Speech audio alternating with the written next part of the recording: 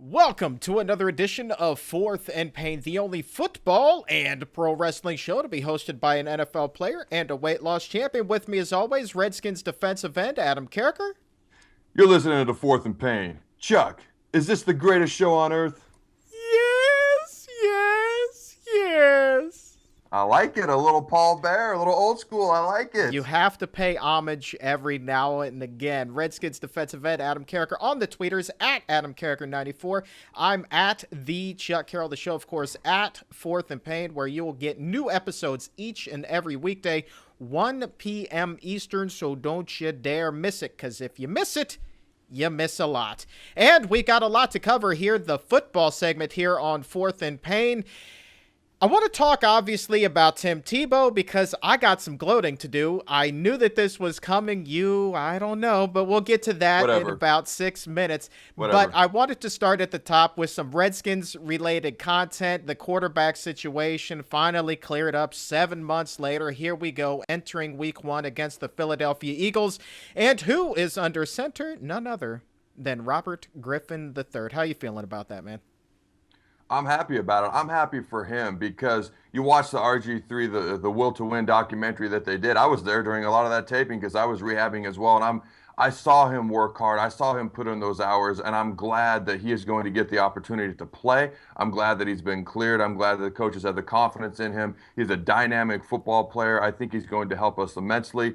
Now, let it be known that if for some reason he didn't get cleared or whatever, I have full confidence in Kirk Cousins as well. And he's kind of the forgotten man in all of this. He's just kind of the guy that we know is there no matter what because he's a good football player. We trust him. But I'm glad Robert's cleared. He put in the work, and he's a dynamic player. Well, yeah, and to that accord, as far as depth, you've got Kirk Cousins. Beyond that, you've got Rex Grossman, and then, lo and behold, Pat White as well. So, I mean, just this depth surrounding the team as a whole this year is unlike anything that we've seen here in Washington in quite some time. And I think, honestly, Adam, that should give the fans a legitimate reason to be optimistic and feel good about their optimism instead of it just being this blind optimism because you're a Redskins fan. No, you have genuine reason to be enthusiastic about what's going to happen this season.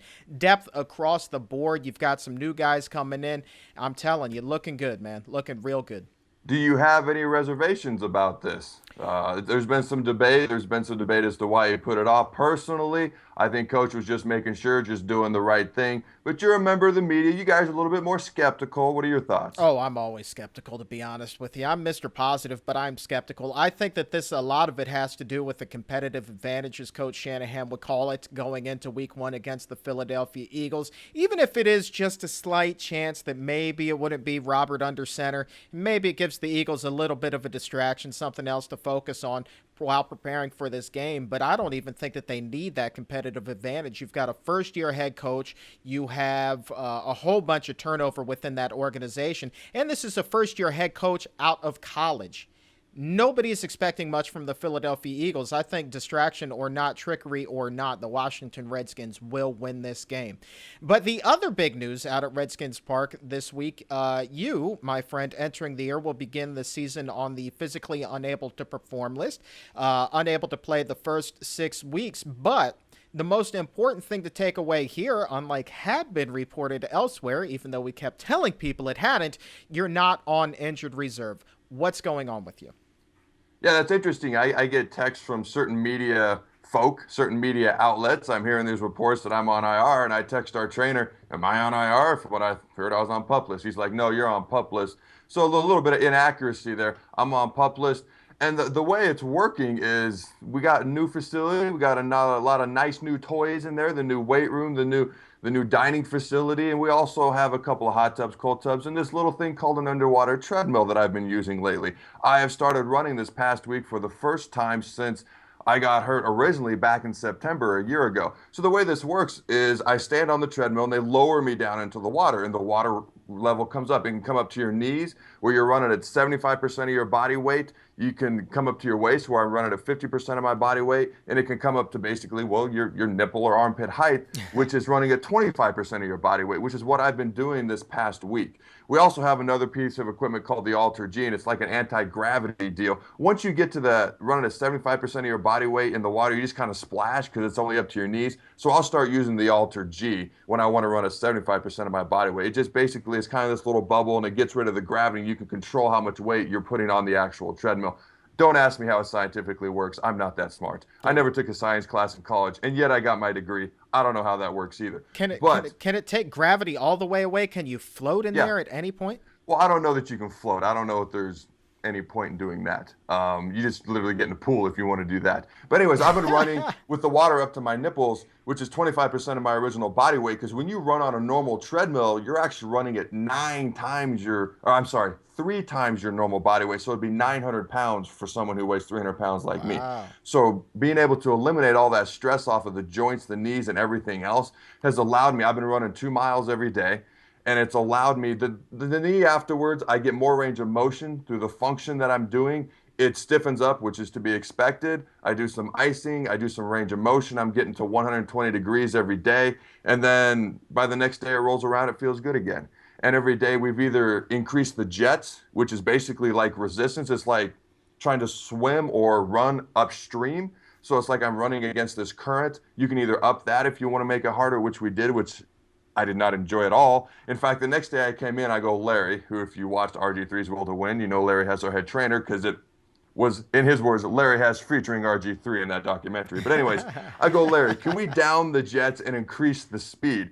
So I've been running at about 6.5, which doesn't sound that fast, but when you're in water and you got water resistance going and jets going against you, it's actually a decent amount. And so this next week, we're going to start running at 50% of my body weight with the water at my waist. So I'm progressing, I'm getting there, and I'm thinking a couple weeks I'll be running on a treadmill like normal. And who knows? I might be out there terrorizing some offenses before you know it. I like that prediction, man. And 6.5, that's a good clip for me, man, because I got the short little legs. That's a stub. That's damn near a sprint for me. I have a feeling one of my steps is about 18 of yours. Pretty close. I'm just going to concede that and not even try to come back. That's accurate, I think. Yeah, you're listening to Fourth and Pain with Redskins defensive end Adam Carriker, the weight loss champion Chuck Carroll. And before we wrap up the football segment, as I saw coming, Tim Tebow was cut by the New England Patriots. How could you keep him around with that sort of preseason performance? My God, he's got awful. Is his NFL career now officially over? Nail in the coffin, 6 feet under. R.I.P. NFL Tim Tebow. Yes. Are you saying the Undertaker and Paul Bearer have got his career in his hands? Is that what you're saying? There's no coming back, man. There's not enough magic in that urn to resurrect the career of Tim Tebow at this point. Now, I'm going to answer this question 2 ways. Number one, I'm going to answer it. If I was an NFL GM, I'd bring him in. I'd give him a try. Even though people were posting his NFL preseason stats and they were talking about how they weren't that good, but the last NFL preseason game, Tim Tebow comes in, they're behind, fourth quarter comeback, bam, they win. Just what he always does. It ain't pretty. It doesn't smell the way it's supposed to, if you want to look at it that way. But the end result, as always, is a W. Now, if I'm a different NFL GM other than me, I got to be honest, I don't know. The guy that drafted him, traded up to draft him in the first round in Denver, Josh McDaniels, and received some criticism for it, is the offensive coordinator in New England. And he was part of the staff that just let him go. If I'm the GM, I'm giving him a chance. But the way it looks right now, if that guy doesn't have a lot of faith or hope in him, they're letting him go. Maybe they're going to see if they can bring him back for less money later on. But I don't know that it looks too bright unless he wants to change his position. I think he should get another chance. He just wins. He just won another fourth quarter preseason comeback game. That's all he does. But I don't know that he's going to get that opportunity. Man, who the heck knows? It's hard for me to envision. Does he change his position? Do you think he'll change his position? Not this year. I think that if that's going to happen, he's going to be signed to a futures contract after the season, and as soon as minicamps begin, he's going to have to get in there and work his ass off to make that a reality. But the team can't bring him in right now as the season's beginning and expect him to convert to tight end. That's a disaster right there. You can't expect that. Tim Tebow, bottom line, at the very least, done for this year unless a team gets absolutely decimated at quarterback. And I'll go so far as to say Tim Tebow has now reached Jamarcus Russell level as far as interest surrounding NFL teams.